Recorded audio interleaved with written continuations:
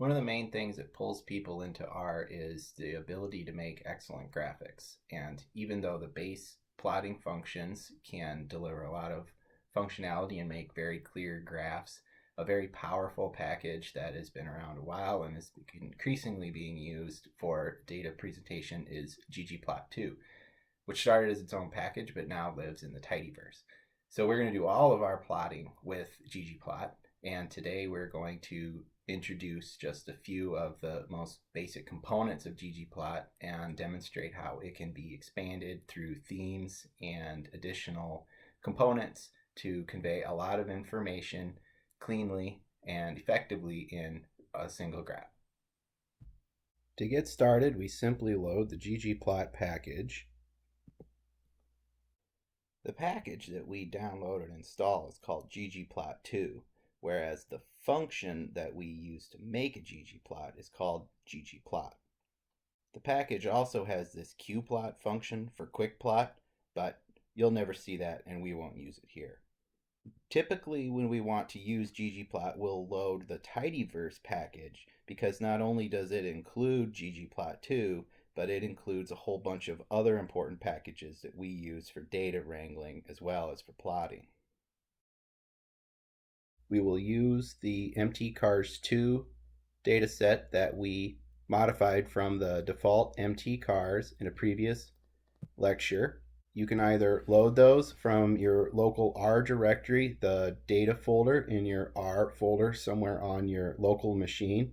Set the working directory to that local R folder, and then you can simply use load to bring in the .r data R object. The mtcars2.r data R object is also posted online on GitHub. I'm going to load it here using the URL function to give us the URL to the file online, and then use the load function called on that URL object to establish a connection and load mtcars2 into our global environment. We use load with .r data objects and read CSV or read underscore CSV for files that are saved as CSV format spreadsheets. Now let's make sure that's what we wanted. We can look at the structure of mtcars2. That's what we had saved last time. And now we can get into ggplot. There are three components to a ggplot. The first is actually calling the ggplot function itself, ggplot. Within that function call, we need to include what are called aesthetics. These are essentially what should be in the graph, the data variables that we want to make a plot out of. These are defined in the ggplot call in this AES and included in these two parentheses. So X and Y are two variables that we define. Now to actually see what the graph is going to look like, we use geoms. These are the arrangement or geometry of the graph. Examples are geom point to make a scatter plot, or geom line to show a regression line or some smooth line to the data. Now there are lots of flexibilities in writing a ggplot call, but we don't want to let it get confusing. This flexibility in the number of options, this is a feature, not a bug. Our first option for ggplot is to put the data and the aesthetics in the function call. So we start with ggplot and we use the mtcars database. We have the AES, horsepower, and MPG, and the X and Y. And then to make a scatter plot, we simply add geom point. The second option is to put the data in the AES in the geom. So we start with just a basic function call for ggplot, and then define the data, mtcars, and the aesthetics, these two variables in geom point. You don't need to use data equals in a geom, but it's good practice too. Our third option is simply to pipe data into ggplot. Start with the data frame and our pipe operator and just pour it in to ggplot. And then we can add all of our geoms. We need to define the aesthetics. We can do that in the geom or in the global ggplot call, and then each of these aesthetics will apply to every additional geom that's plotted in this graph. One great thing about this third option, piping it in, is that we can add any number of tidyverse data wrangling steps between the data frame and the ggplot call. And we can do all that manipulation that we wanted to do before to change this variable into a factor and then get our box plot. As an example of how important it is to have all components together, we will run this call to the ggplot function with the data mtcars2 and setting horsepower and miles per gallon as the aesthetics. And we see that it is a completely empty plot. The reason why it was blank is because there was no geom specified. We gave it the data set, the R object, mtcars2, that it should pull data from, and we defined the axes, the variables that should be mapped via the aesthetics, but we did not tell ggplot which kind of a graph we would like to see. Because these are two continuous variables, we would like to make a scatter plot, which means that we need to add with the plus geom point. And now the scatter plot is apparent with miles per gallon on the y-axis plotted against horsepower on the x-axis. Like many things in R, ggplot is object-oriented, and you can assign ggplot constructions to R objects that can be easily called simply by pushing the object name to the console. We can build on that as well, adding different geoms. Here we see the default output for the geom smooth, which fits trend lines to the data. There are two components of the default that we often want to override. First, this is what's called a loss smoothing function, where we have a sort of curvy line following through the data cloud. And we also see the 95% confidence intervals plotted by default as this shaded area around the trend line. Often we want to show a linear regression, so our smooth line should be a straight line. We can modify that by specifying this argument method equals LM, meaning that ggplot will calculate the regression line based on the LM function for linear model fitting. Secondly, we often don't want the 95% confidence interval shown, so we will use the argument SE and turn it to false. And this returns to us a simple straight line showing the general negative relationship between fuel economy and engine horsepower. We can make our plots more information rich by adding additional variables via the aesthetics. In this scatter plot, we will always have horsepower and MPG, and the point will represent each observation in the data set where horsepower and MPG intersect. Now, given that a point will have to be used, we can also condition that point or the nature of it, set the shape by another variable so that we can see how a categorical variable like cylinder is associated with the general trend between fuel economy and engine horsepower. Here we see that each point is plotted either as a circle, triangle, or a square based on the number of cylinders each car's engine has. And notice that ggplot has automatically chosen this range of characters or shapes to use and has given us a legend by default that shows the factor name, cylinder, the three factor levels, and associates them automatically with the shape assigned to each. This is not behavior that occurs automatically with base plot functions.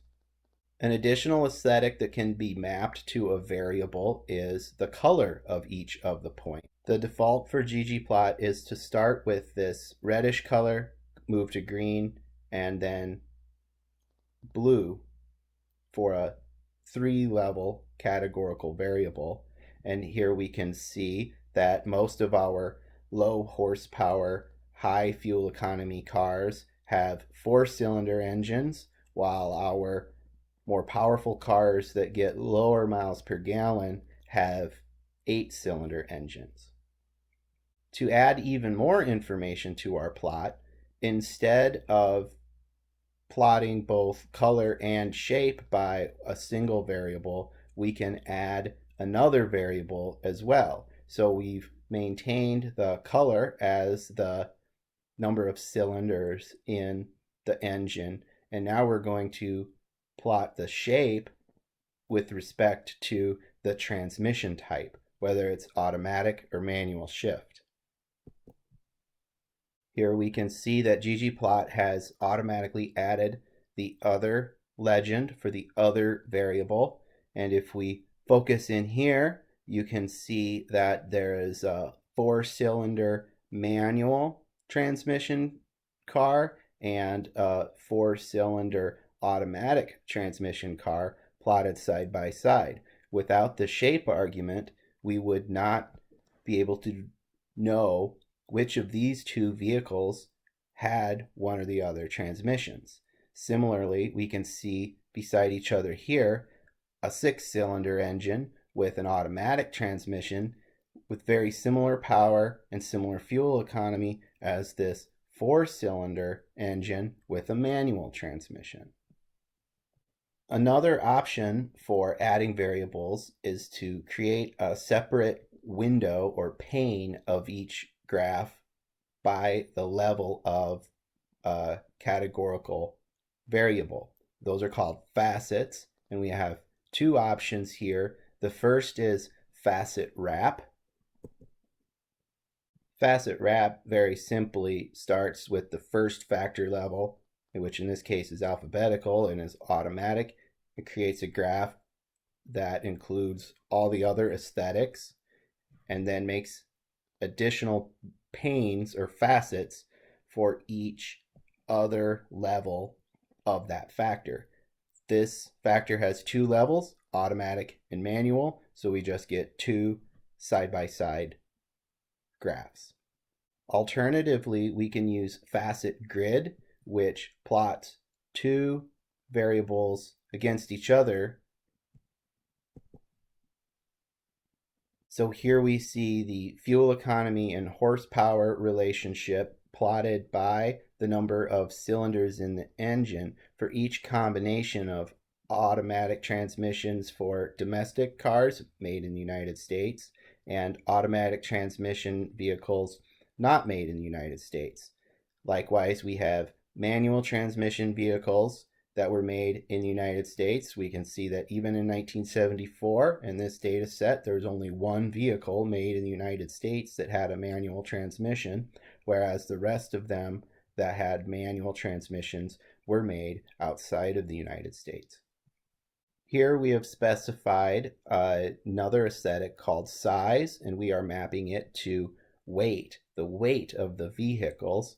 This is a numerical variable, and by mapping it to size, which ggplot really won't like, it will give us a relative gradient of size, with the smallest points being the lightest vehicles and the largest points being the heaviest vehicles.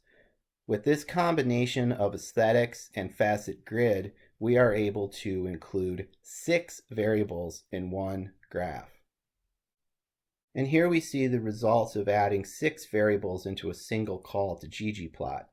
By default, there is a lot that is taken into account here to give us a fairly neat graph. In each case, we see the range of each axis, whether it's miles per gallon or horsepower, that is fit to the data, and each graph window shares those axis ranges so that all 4 panes can be compared relative to each other.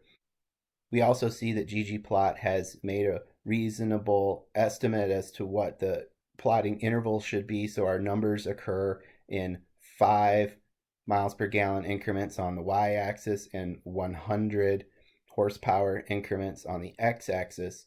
And we can see that by default, ggplot uses this light gray background and shows us grid lines as negative space against the gray background. So it's a very subtle way to add grid lines. Other defaults include the colors, the legends. As we can see, weight is in a 1,000 pound increment, and it automatically adds that legend to the right as well. However, there are some cases such as where we have substantial overlap between 2 points here and 2 points here. It doesn't immediately stand out that these are 2 distinct points. So we want to override some of the default elements of ggplot to create a more clear graph, and especially to get a graph that is more likely to be accepted into our thesis and meet the standards of a journal. ggplot is very specific on its philosophy for data presentation, and we appreciate that and like to make our own graphs for data exploration with ggplot, but we need to change some of the defaults before we can use our plots in a publication. So let's look again at a default scatter plot. Issues here include overlapping points and an inability for us to distinguish between 2 separate points, and perhaps an unclear legend over here for the weight variable, which we've only plotted the points as relative size relative to weight and not really plotting it by the specific actual values. The first that we will modify is settings for the different scales. We can adjust the appearance of each aesthetic via these scale settings that all have 3 components. Starts with scale, and then we state which of the aesthetics we would like to alter. So we're applying scale to the shape argument of the call to aesthetics. We're going to do it manually. So we will use scale shape manual to define these 3 values, 21, 22, 24. And we've chosen those because they are on the high end of the points range. You can see all available points by looking up the help file for points, which is a base function for adding points to a plot. If you scroll down, you can see that the options for point values range from 0 to 25. These highest ones, 21 through 25, allow 2 aesthetics or parameters to be customized: the color of the interior or the background or fill of the points, and the border, which is color. When we're using 21 through 25 in ggplot, we refer to this interior parameter as the fill and the outline around it as the color. We will manually set the shape scale to be these 3 values, 21, 22, and 24. At the same time, we are going to change the scale of the size aesthetic. We know that weight is continuous, and we're simply going to turn that legend off with the guide argument, setting it to false, saying that we don't really need to see the actual values that this relative scale is being used to express.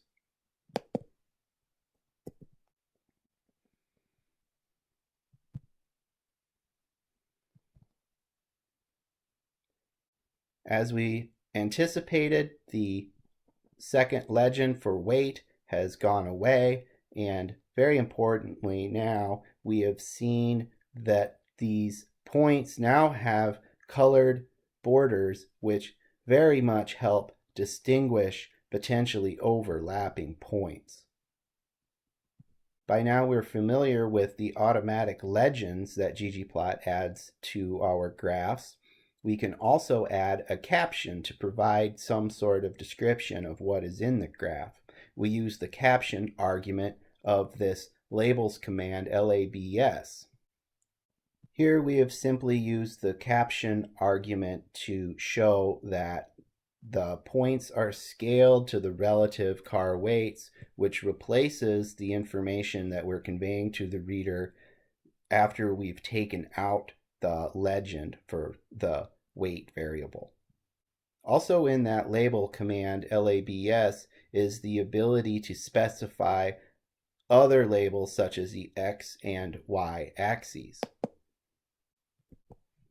ggplot uses the column names as default, which is useful especially for us when we're doing data exploration and we know what each of those column names represents. But we need to take a step back and remember that the reader of this is almost certainly not as familiar with our data as we are. And we have our data to express specific ideas. So while we have a variable called mpg, what that is a measure of fuel economy. There are other ways to measure fuel economy than miles per gallon. It just happens that our data are in mpg.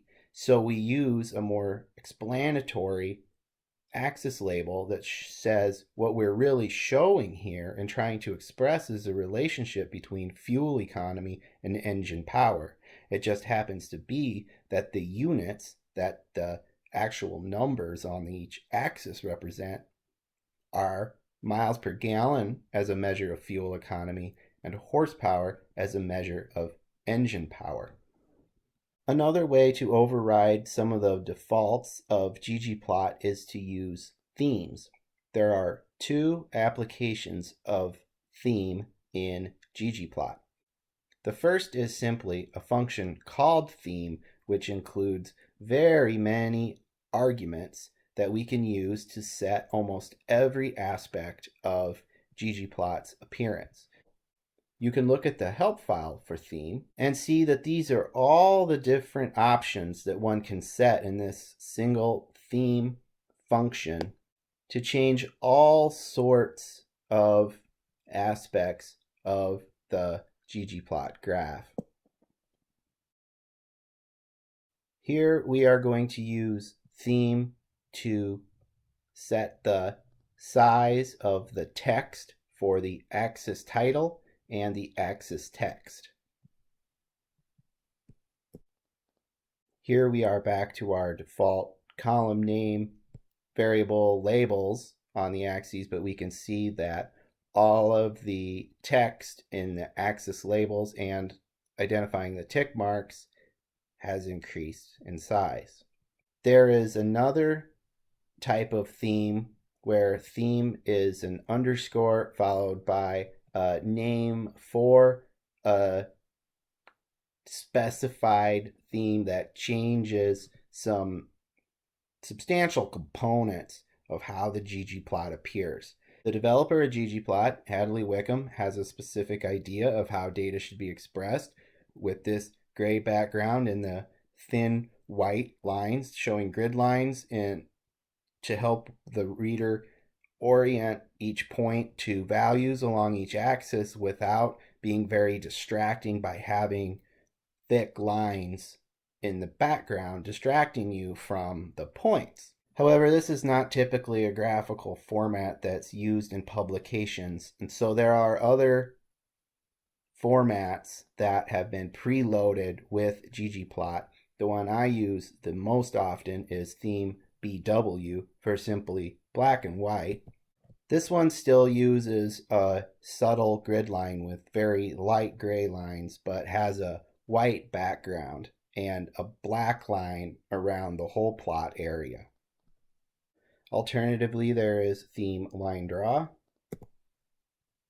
This gives us a quite distracting graph with a white background but very strong black lines for grid lines instead of the subtle gray ones that the BW theme gave us.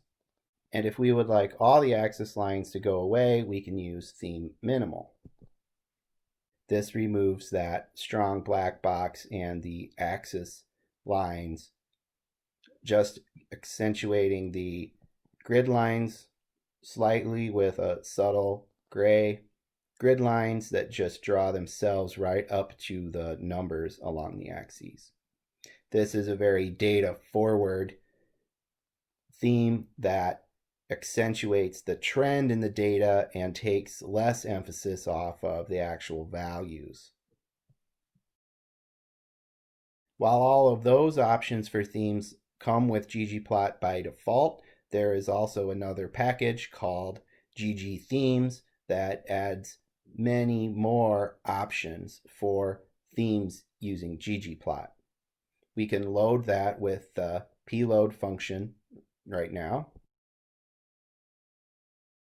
And so some examples of these include themes that have been designed to look like graphs from various publications. First, they have the Wall Street Journal. Second, we have, as an example here, The Economist with a blue background, white grid lines only along the y-axis, and another one to look like those of Edward Tufte's publications.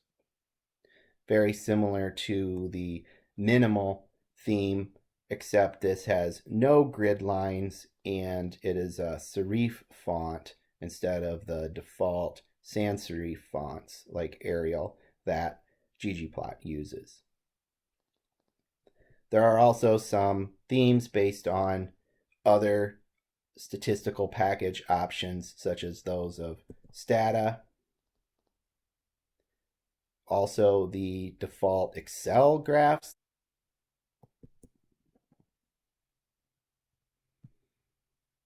And for whatever reason, we can make a ggplot that looks like a plot made in base R plotting functions with theme_base.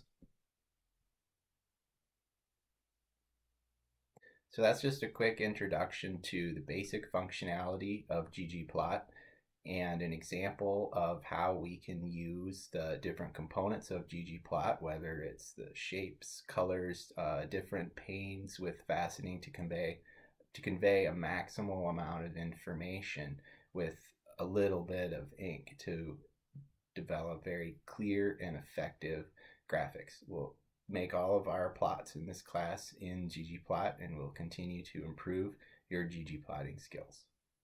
The lesson this week was brought to you almost entirely by the ggplot2 package, and of course, as always, by the letter R.